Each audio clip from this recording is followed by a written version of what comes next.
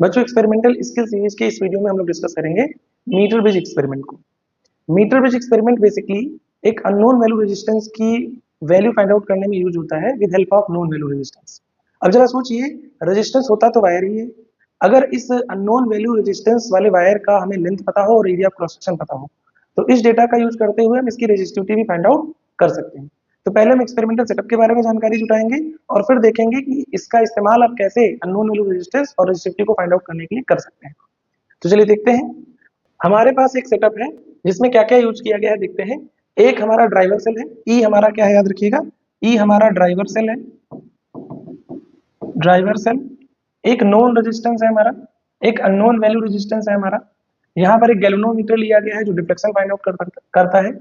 अब जरा सोचिए, इसका जो कॉन्सेप्ट है ये किस कॉन्सेप्ट पर बेस्ड होता है एक्सपेरिमेंट। तो इसका कॉन्सेप्ट जो है वो है balanced wheat stone condition, balanced wheat stone condition, balanced wheat stone condition. यहां पर देखिए, जब हमने एक नॉन वैल्यू रेजिस्टेंस यूज किया और एक अननोन वैल्यू रेजिस्टेंस यूज किया, इस वायर के साथ में यूज किया, इस वायर को इसके पैरेलल सेटअप में लगाया गया है। अब अगर क्या हो, सोचिए कि ये जो नॉन रेजिस्टेंस है और इस वायर का जो रेजिस्टेंस है ए एल लेंथ, उसका रेशियो और इस अननोन वैल्यू रेजिस्टेंस और इस वायर के लेंथ की रेशियो एन बी, इनका रेशियो आपस में बराबर हो जाए, तो उस सिचुएशन में ये बैलेंस्ड व्हीट स्टोन कंडीशन बनेगी और इस सर्किट में कोई करंट फ्लो नहीं करेगा और गैल्वेनोमीटर फिर उस सिचुएशन में कोई डिफ्लेक्शन नहीं दिखाएगा और इस एन को हम कह देंगे नल पॉइंट। अब यही बैलेंस व्हीट स्टोन कंडीशन बनाता है। तो बैलेंस व्हीट स्टोन कंडीशन में क्या हो जाएगा, value of known resistance divide by value of this resistance of A N length is equals to value of unknown resistance divided by resistance of this unknown length R and B। अब experimentally हम करते क्या है, यहाँ पर जो scale लगा है इसकी हेल्प से ये लेंथ हम मेजर कर लेते हैं, मान लेते हैं x है। चूंकि ये मीटर ब्रिज एक्सपेरिमेंट है, इसमें जो वायर यूज किया गया है पतला वायर, यूनिफॉर्म वायर, उसकी लेंथ जो होती है वो 100 सेंटीमीटर होती है या 1 मीटर होती है। तो अगर एक हिस्से से इसकी लेंथ x हो गई है, एक हिस्से से इसकी लेंथ x हो गई है, तो दूसरे सिरे से इसकी लेंथ 100 माइनस x सेंटीमीटर हो जाएगी। याद रखिएगा यहाँ पर रीडिंग सेंटीमीटर में ही आनी है। तो अगर ऐसा आ जाता है तो हम यहाँ पर वैल्यूज क्या लिख सकते हैं, divide by rho into x divided by A, rho L by A, is an N हिस्से का रेजिस्टेंस। और यहाँ पर हम क्या लिख सकते हैं, अननोन वैल्यू रेजिस्टेंस रो, रेजिस्टिविटी सेम है, और 100 माइनस एक्स लिख सकते हैं, डिवाइड बाई एरिया कर सकते हैं, rho and A cancel out, this is K x is equal to U 100 minus x. और सिंप्लीफाई करने के लिए या और आसानी से याद करने के लिए आप क्या लिख सकते हैं इसको, के divide by A N is equal to unknown value resistance divide by N B. ये लेंथ लिखने से आपको याद रखने में थोड़ी सी आसानी हो जाती है। एन जो है वो हमारा क्या है याद रखिएगा, न्यूट्रल पॉइंट, वो पोजीशन जहां पर हमारा गैल्वेनोमीटर कोई डिफ्लेक्शन शो ना करे। तो अब जरा सोचिए, नॉन वैल्यू रेजिस्टेंस आपको पता ही होती है, ए एन की लेंथ आपने मेजर कर ली, अननोन वैल्यू रेजिस्टेंस आपको फाइंड आउट करनी है, और अगर ए एन फाइंड आउट हो गया तो एन बी भी आसानी से फाइंड आउट हो जाता है 100 माइनस करके। तो इस तरह से हम क्या कर सकते हैं, unknown value resistance find out कर सकते हैं। अब जब अननोन वैल्यू रेजिस्टेंस हमें मिल गया तो हम इसमें एक दूसरी चीज भी फाइंड आउट कर सकते हैं। जरा सोचिए, हम क्या फाइंड आउट कर सकते हैं, हम फाइंड आउट कर सकते हैं इसकी रेजिस्टिविटी। तो जरा सोचिए, हमारे पास फॉर्मूला क्या हमें मिल गया है, वैल्यू ऑफ अननोन रेजिस्टेंस हमने कैलकुलेट कर ली, कैलकुलेटेड।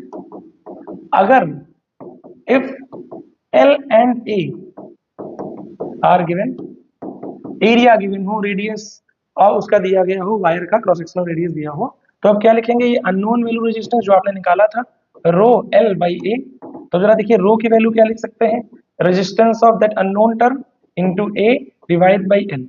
तो याद रखिएगा, जो आपका सिलेबस है उसमें एक्सपेरिमेंटल स्किल में रेजिस्टिविटी को मेजर करने का ही यूज किया गया है, या रेजिस्टिविटी मेजर करने का ही वो एक्सपेरिमेंट है। तो इस तरह से आप क्या कर सकते हैं, जो वायर है अननोन वायर, याद रखिएगा इस वायर का रेजिस्टिविटी फाइंड आउट नहीं कर रहे हैं, ये resistivity of that unknown wire है जो अननोन रेजिस्टेंस में यूज किया गया। इस तरह से क्या कर सकते हैं, आप रेजिस्टिविटी भी फाइंड आउट कर सकते हैं। अब जरा सोचिए, अगली चीज पर हम लोग चर्चा करते हैं। इसमें एक थोड़ा सा कॉन्सेप्चुअल पॉइंट और आ जाता है एंड करेक्शन के बारे में। तो जो एक्सपेरिमेंट आप देख रहे हैं इसमें बहुत सारा copper wire, connecting wires use किए जाते हैं, जिसकी वजह से जो ये एजेस हैं ए और बी, इनमें कुछ एक्स्ट्रा रेजिस्टेंस काउंट होने लगता है, जिससे एक्सपेरिमेंटल वैल्यूज में कुछ चेंजमेंट आने लगते हैं। अब हम करते क्या है कि इन ए और बी पॉइंट्स पर कुछ एक्स्ट्रा वायर ऐड होता हुआ मान लेते हैं, तो उसी को कहा जाता है, याद रखिएगा, एंड करेक्शन। तो मान लेते हैं, let end correction at A and B, लेट let end correction at A and B are delta A and delta B. A और बी दोनों इस पर एंड करेक्शन हमने ए और बी मान ली है, डेल्टा ए डेल्टा बी मान ली है। तो जरा सोचिए हमारा नया फॉर्मूला फ्रेम क्या हो सकता है? Known value resistance divide by A N, उस एंड पर end correction delta A, unknown value resistance divide by N B, और उस एंड पर हमारा एंड करेक्शन डेल्टा बी। तो जो एंड करेक्शन प्रॉब्लम्स में दिए होते हैं मोस्टली, तो उनको आप दोनों एंड्स की लेंथ के साथ ऐड कर दीजिए और फिर उसके बाद unknown value resistance find out कर लीजिए। तो एंड करेक्शन का जब भी यूज किया जाएगा प्रॉब्लम में, एंड करेक्शन जैसे टर्म्स यूज किए जाएंगे, तो आप इस फॉर्मूले पर फोकस करेंगे। अब देखिए हम लोगों ने ये सारे कॉन्सेप्ट देखे मीटर ब्रिज एक्सपेरिमेंट के बारे में। Metre bridge experiment balance with its own condition हमने देख ली। मीटर ब्रिज की रेसिस्टिविटी का अगर क्वेश्चन आता है तो उसको सॉल्व कर लेंगे, और अगर हमसे पूछा जाता है एंड करेक्शन तो उसे भी सॉल्व कर लेंगे। अब एक एग्जाम लेवल प्रॉब्लम इस पर देखते हैं, कुछ एग्जाम लेवल प्रॉब्लम देख लेते हैं कि हम कैसे सॉल्व करेंगे, कैसे अप्रोच लेंगे। तो जरा देखिए हमारे सामने एक सिंपल सी प्रॉब्लम है। कह रहे हैं एक मीटर ब्रिज सेटअप है जो कि फिगर में दिया गया है। इसमें कह रहे हैं कि गैल्वेनोमीटर क्या कर रहा है, फुल स्केल रिफ्लेक्शन शो कर रहा है जब जॉकी टच कर रही है 20 सेंटीमीटर, जॉकी इस की को कहा जाता है। अब कह रहे हैं कि अगर लेफ्ट गैप में रेजिस्टेंस 55 ओम हो तो इस अननोन वैल्यू रेजिस्टेंस को फाइंड आउट कीजिए। तो ये सिंपल सा बेस्ड है हमारे मीटर ब्रिज एक्सपेरिमेंट पे, हमें सब कुछ पता ही है। मीटर ब्रिज वायर की जो लेंथ होती है वो 100 सेंटीमीटर होती है, यहाँ 20 सेंटीमीटर दिया हुआ है, तो ये रेजिस्टेंस आप तुरंत फाइंड आउट करेंगे कि भाई ये 80 सेंटीमीटर है। अब ये रेजिस्टेंस 80 सेंटीमीटर आ गया तो हम सिंप्लीफाई करके सोल्यूशन बना सकते हैं। Known value resistance divide bye उसके सामने की लेंथ ए एन, और unknown value resistance divide bye उसके सामने की लेंथ एन बी। सारी वैल्यूज हमें पता है, सारी वैल्यूज रख दीजिए।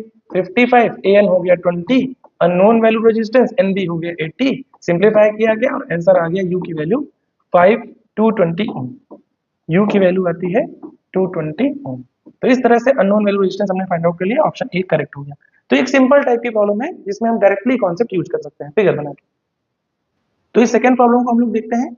इसमें कहा जा रहा है कि एक मीटर ब्रिज एक्सपेरिमेंट ही है, उसमें रेजिस्टेंसेस जैसे फिगर में दिया गया वैसे कनेक्ट किए गए हैं। Balancing length 55 centimetre find out की गई है पहले केस में। अब कह रहे हैं कि अननोन रेजिस्टेंस पी के साथ सीरीज में जोड़ दिया जाता है, तो नई बैलेंसिंग लेंथ जो है 75 सेंटीमीटर है। तो बैलेंसिंग लेंथ की बात कही गई है तो एज ए से ही पहली बार 55 है और दूसरी बार 75 है। तो दो कंडीशंस दी गई है, दो कंडीशनों को हम सॉल्व करेंगे। दोनों बार बैलेंस्ड विद स्टोन ही है, तो दो अलग अलग कंडीशंस को सॉल्व करके हम रिजल्ट फाइंड आउट कर सकते हैं। क्यू की वैल्यू नहीं पूछी गई है, पी के साथ जो सीरीज में रेजिस्टेंस लगाया गया है उसी की वैल्यू पूछी गई है। तो हम पहली कंडीशन लगाते हैं, फर्स्ट केस लिखते हैं। बताइए जरा सोचिए, पी को जोड़ा जा रहा है किसके साथ? पी को जोड़ा जा रहा है क्यू के साथ बैलेंस लेंथ बनाने के लिए।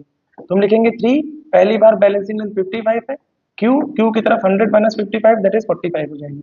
This is equation number 1। आप चाहे तो थोड़ा सिंप्लीफाई भी कर सकते हैं, लेकिन हम नेक्स्ट स्टेप के लिए आगे बढ़ते हैं। अगला जो सेकंड केस होगा इसमें 3 के साथ सीरीज में एक एक्स रेजिस्टेंस जोड़ दिया गया है। तो 3 प्लस एक्स डिवाइड बाई हम कितना कर रहे हैं 75 is equals to Q by कितना हो जाएगा, इस बार 25 हो जाएगा, इक्वेशन नंबर 2। अभी देखिए थोड़ा यहीं पर सिंप्लीफाई ज्यादा आसानी से हो जाएगा, यहाँ 3 कर सकते हैं हम लोग। तो एक हमारा रिजल्ट यहाँ पर फाइंड आउट हो जाएगा कि हम बड़ी आसानी से इस चीज को कट करके फाइनल रिजल्ट लिख सकते हैं। अब जरा देखिए क्वेश्चन 1 है, क्वेश्चन 2 है, यहाँ क्यू है, यहाँ क्यू है, तो हम चाहें तो क्यू की एक वैल्यू रिप्लेस कर सकते हैं। तो क्या हो जाएगा जरा देखिए, इक्वेशन 1 से क्यू की वैल्यू को यहाँ पर रख दिया है, तो 3 plus x divide by 3, Q की वैल्यू को लिखेंगे 3 इंटू 45 डिवाइड बाई 55। सिंप्लीफाई करें, चाहे तो इसको 5 से मल्टीप्लाई कर लें, 5 से डिवाइड करेंगे तो कितना आ जाएगा 11, क्रॉस मल्टीप्लाई किया गया 33 plus 11x is equals to 81। 11x की वैल्यू हो गई 81 माइनस 33। इसको फाइनल सॉल्यूशन देते हैं तो ये हो जाएगा 11x इज इक्वल्स टू 41 और रिजल्ट आ गया x की वैल्यू 48 बाई 11। तो इस तरह से हम क्या कर सकते हैं, उस रेजिस्टेंस की वैल्यू फाइंड आउट कर सकते हैं जो P के साथ सीरीज में जोड़ा गया था। है मीटर ब्रिज एक्सपेरिमेंट ही, लेकिन थोड़ा सा प्रॉब्लम को टर्न किया गया है, ट्विस्ट किया गया है। एक और प्रॉब्लम पे हम लोग थोड़ा सा गौर करते हैं, उसे कैसे सॉल्व कर सकते हैं। तो इस सेटअप को देखते हैं। चलो कह रहे हैं एक मीटर ब्रिज है, सेटअप जैसा कि दिखाया गया फिगर में, यहाँ x है, यहाँ 10 है, यहाँ a एंड है, यहाँ b एंड है। कह रहे हैं नोन रेजिस्टेंस x हमें फाइंड आउट करना है using a standard 10 ohm resistor. The galvanometer shows null point when tapping key is at 52 centimetre mark. कह रहे हैं जो नल पॉइंट है वो 52 सेंटीमीटर मार्क पर शो कर रहा है। अब 52 सेंटीमीटर मार्क इधर से, भले वो इस फिगर में छोटी दिखे लेकिन a से ही स्टैंडर्ड वाइज ले सकते हैं। तो यहाँ 52 सेंटीमीटर मार्क है तो इधर कितना हो जाएगा बताइए, 48 सेंटीमीटर मार्क, भले ही वो छोटी दिख रही हो इससे फर्क नहीं पड़ता। अब कह रहे हैं कि एंड करेक्शन, देखिए एंड करेक्शन वाला टर्म मैंने आपको बताया था। कह रहे हैं ए पर एंड करेक्शन 1 सेंटीमीटर है और बी पर एंड करेक्शन 2 सेंटीमीटर है। तो अब एक्स की वैल्यू फाइंड आउट करो। तो मैंने आपको बताया था कि जिधर एंड करेक्शन हो उसको उस लेंथ में ऐड कर दीजिएगा। तो x डिवाइड बाई क्या हो जाएगा 52 और इस पर एंड करेक्शन 1 है। दूसरी तरफ देखेंगे तो b वाला एंड आ जाएगा, उधर की तरफ 10 है और उधर की तरफ एंड करेक्शन आपको कितना दिया है 2 सेंटीमीटर दिया है, तो 48 प्लस 2 हो जाएगा। तो x की वैल्यू देखिए कितनी हो जाएगी 10 divide by 50 into 53, cut cut कर देते हैं और x की वैल्यू डिवाइड करते हैं तो आ जाएगा 10.6 ओम। तो देखिए एंड करेक्शन के साथ प्रॉब्लम को आप इस तरह से सॉल्व कर सकते हैं और ये ऑप्शन बी करेक्ट हो जाता है। इस प्रॉब्लम पे देखते हैं तो कह रहे हैं कि कोई एक्सपेरिमेंट है जो मीटर ब्रिज का है जिसमें galvanometer full scale deflection show करता है गैल्वेनोमीटर की जो कि 40 सेंटीमीटर पर जाती है। अब एक अननोन रेजिस्टेंस R कहीं रख दिया गया है और 90 ओम राइट गैप में है। अब जरा देखिए इस क्वेश्चन के बाद में इन्होंने लीस्ट काउंट जैसी चीजों का जिक्र करना शुरू कर दिया है, मतलब बात एरर तक पहुंच गई है। तो कह रहे हैं least count of scale used in metre bridge is 1 mm। अब कह रहे हैं कि अब इस अननोन रेजिस्टेंस की वैल्यू मैक्सिमम पॉसिबल एरर के साथ आपको फाइंड आउट करनी है। तो इन चारों ऑप्शनों में अगर आप गौर से देखें तो कुछ वैल्यूज हैं उसके साथ में एक नंबर लिखा हुआ है जो कि एरर वाला नंबर है। तो पहले हम रेजिस्टेंस की वैल्यू फाइंड आउट करते हैं जिससे हम ये क्लियर कर पाएंगे कि इन चारों में से दो ऑप्शन कौन से सही हो सकते हैं। तो अगर हम वैल्यू फाइंड आउट करें तो बेसिक कॉन्सेप्ट यूज करते हैं यूजिंग मीटर ब्रिज कॉन्सेप्ट। तो अगर मीटर ब्रिज आप कॉन्सेप्ट यूज करें तो वो क्या कहता है, वो कहता है कि R divide by 40 is equals to वो जो 90 ओम है और उधर की तरफ 60 हो जाएगा, सिंप्लीफाई किया गया 0 0 R की वैल्यू 90 बाई 6 इंटू 4, सिंप्लीफाई करेंगे तो देखिए 360 बाई 6 दैट इज 60 ओम। तो रेजिस्टेंस हमारा 60 ओम है, ये तो डिक्लेयर हो गया। यानी कि इन चारों ऑप्शनों में या तो पहला ऑप्शन सही हो सकता है या तो तीसरा ऑप्शन सही हो सकता है। अब उसके साथ में जो एरर पॉइंट है वो कितना होगा ये हमें फाइंड आउट करना होगा। तो एरर फाइंड आउट करने के लिए हम क्या करेंगे, थोड़ा सा दिमाग लगाएंगे। हम क्या लिखते हैं, हम लिखते हैं R बाई x1 मान लेते हैं इसका बैलेंसिंग लेंथ था, दूसरे वाले को मान लेते हैं वो जो u था या 90 था उसको कुछ भी मान लीजिए, उसको हम कहते हैं 90 बाई x2। देखिए एरर किस में है, एरर x1 और x2 में है, 90 ओम गिवन है उसमें एरर नहीं हो सकती है।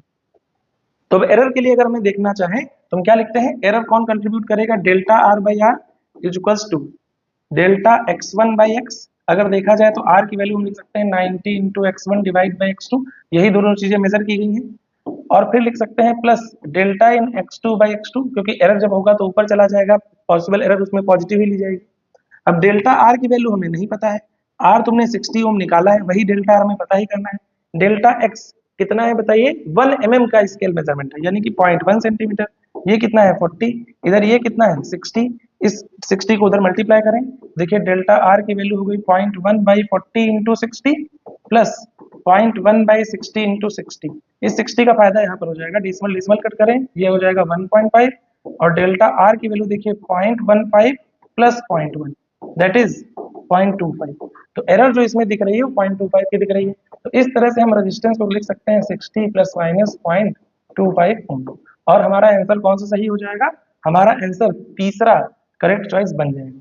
तो जरा देखिए 2014 एडवांस में प्रॉब्लम पूछी गई थी मीटर ब्रिज की और हम इसे बड़ी आसानी से सॉल्व कर सकते हैं। एक मिक्स्ड कॉन्सेप्ट यूज किया गया है, एक लेयर्ड कॉन्सेप्ट इसमें यूज किया जा रहा है।